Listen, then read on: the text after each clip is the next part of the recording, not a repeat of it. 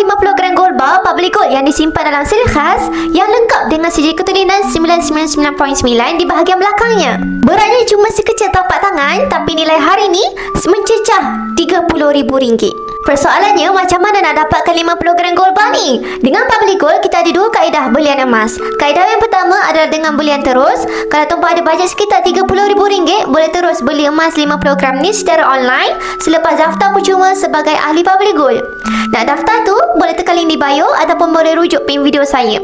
Prosesnya mudah saja. Selepas daftar, pilih item, buat bayaran dan tunggu pengesahan, emas terus jadi milik tuan-puan sepenuhnya. Kalau tiada bajet yang besar, tak ada masalah tuan-puan. Tuan-puan boleh menggunakan kaedah yang kedua ini, iaitu menabung serendah RM100 dalam akaun emas Gap Public Gold, iaitu Gold Accumulation Program.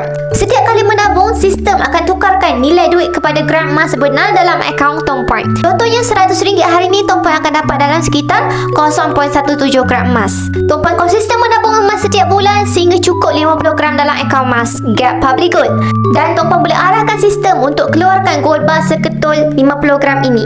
Untuk emas yang melebihi 22 gram emas, tuan-puan cuma perlu set temu janji di mana-mana cawangan public gold di seluruh Malaysia untuk ambil emas fizikal tuan-puan. Jadi kalau tuan-puan sudah bersedia untuk mulakan tabungan emas yang pertama, boleh tekan link di bio ataupun rujuk pin video tutorial untuk daftar akaun emas Gap Public Gold secara percuma. Saya akan bimbing tuan-puan langkah demi langkah supaya tuan-puan boleh mula simpan emas dengan cara yang betul dan selamat.